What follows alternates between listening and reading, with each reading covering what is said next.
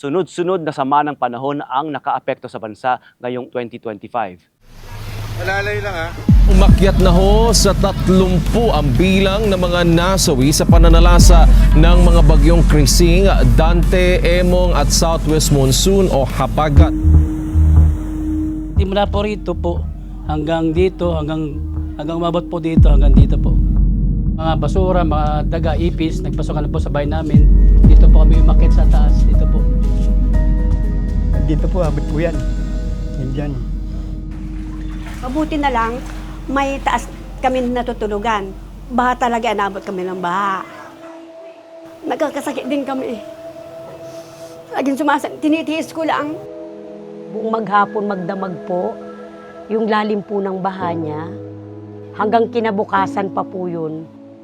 3 baitang na lang ang natitira sa akin. Lalong mataas, baka hanggang leg, sabi ko dito na lang ako. Yung baha po, may mga lagpas tao po, yung mga iba po, talagang kinakausap po namin. Kailangan po nilang lumikas sa lalong madaling panahon po. Higit 100,000 bahay ang napinsala. Sa kasamaang palad, 34 ang patay, 29 ang sugatan, at 7 ang nawawala.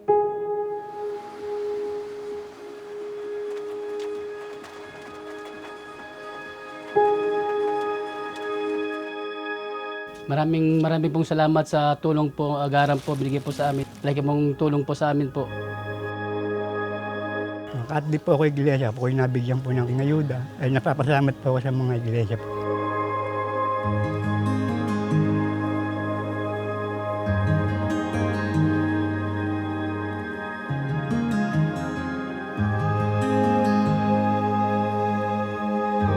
Maraming salamat sa binigay yung tulong. Napakalaki sa aming pamilya. Masaya kami lahat ng buong pamilya.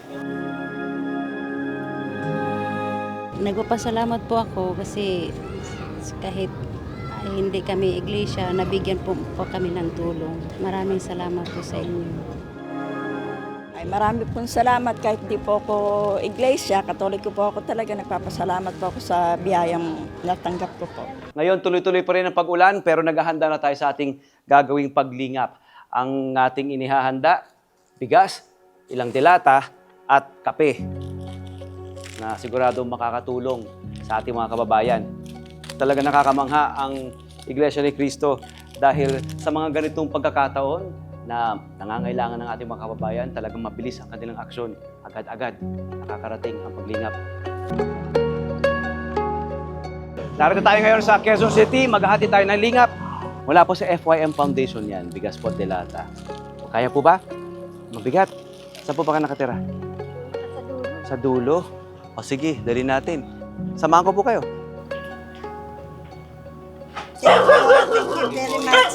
Sige. Mula po sa FYM Foundation. Ng anuman po. Ay, mula sa FYM Foundation. Ma'am, para po sa inyo, mula po sa FYM Foundation, bigas and delata. Mula po sa FYM Foundation. Maraming salamat. Walang Bigyan niyo ang laking tulong sa amin. Walang anuman po. Kaya po ba? Kaya po. Sige po. Salamat. Bye po. Salamat po. Salamat po. Walang anuman po.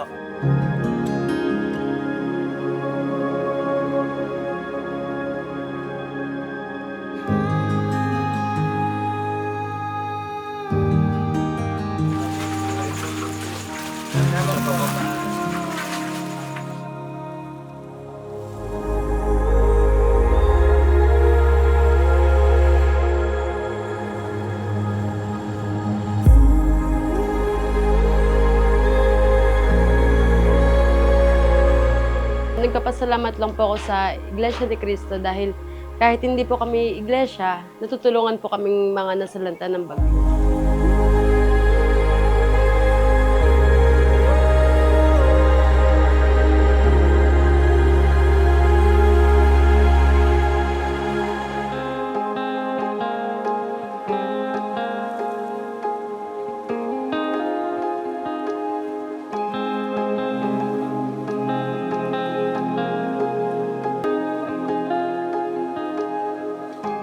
Lubos po kaming nagpapasalamat sa inyo sa ganitong pagkakataon na nasa gitna kami ng kalamidad. Hindi niyo po kami nalilimot. Salamat po ng maraming marami. Nasa 16 na bilyong piso ang halagaan ng pinsala sa infrastruktura at maraming mga kalsada at tulay ang nawasak dahil sa lakas ng bagyo. Ate, wala na kita balay. Ayon po sa Pag-asa, posibleng lumakas pa si Opong at maging isang typhoon habang tinatakang direksyon pa West Philippine Sea. Lugmok na lugmok po ako kasi nakita ko po yung sitwasyon ng bahay namin. Sa ilang taon po na lumipas, nagdaan at mga bagyong nagdaan sa amin. Ngayon lang po nawala yung bahay namin. Wala na, pagdating namin, wala na.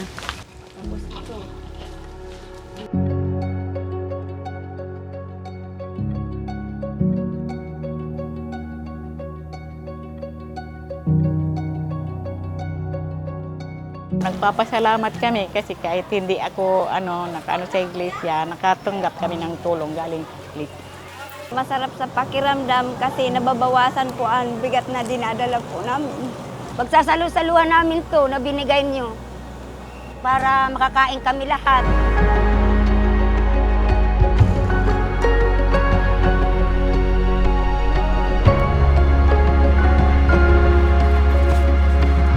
Paiyak po ako, tapos sabi po ni Papa, huwag ka na mag-alala, bahay lang naman yan. Importante buhay kami ni Mama mo.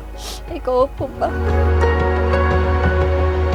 Papasalamat po ako kasi, ang mapalad naman po kasi, tinulungan po kami ng namamahala sa lingap.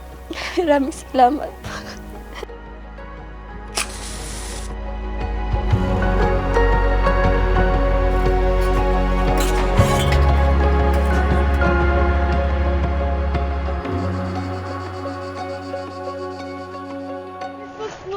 Pinulabog ng magnitude 6.9 na lindol ang lalawigan ng Cebu at naramdaman pa ang lakas ng pagyanig sa mga karatig lalawigan.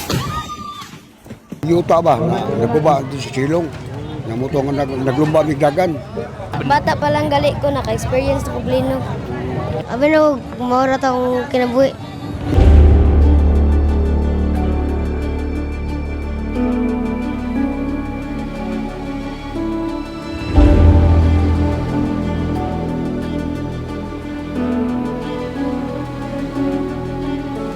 Ako kayong tabang ni namo kay wadyo mi pangwarta. Salamat sa inyong grasya nga gihatag ka namo. Nangay ko pasalamat sir sa inyo sir. Salamat kayo. Salamat, tabang, sa grasya, sa ano. Pasalamat kong dako kay kadawat mi diri sa Iglesia ni Cristo. Okay, salamat ani kay nabot bin napita nga pinagrasya gipangatag. Lumakit na sa mahigit 200 ang nayulat na namatay sa pananalasa ng Bagyong Tino sa Visayas at Mindanao. Isang gabi po, naranasan na namin yung ulan. Hindi kami masyadong nakatulog kasi parang lumalakas na ang hangin. Kinaumagahan po, umalis yung asawa ko po pumunta sa tinabahoan niya. Hindi, mga minuto na rin po, lumalabas na po yung malakas na tubig sa bahay namin. Naguba na po ang yung pader namin.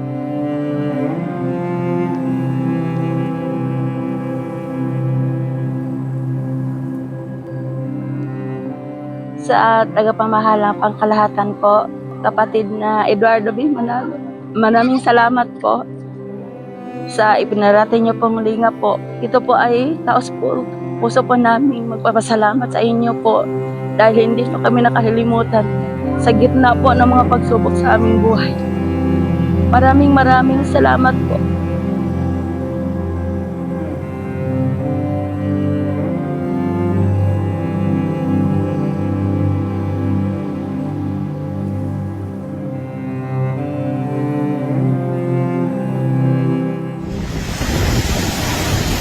Samantala, matinding hinagupit ng Bagyong Uwan ang malaking bahagi ng Luzon.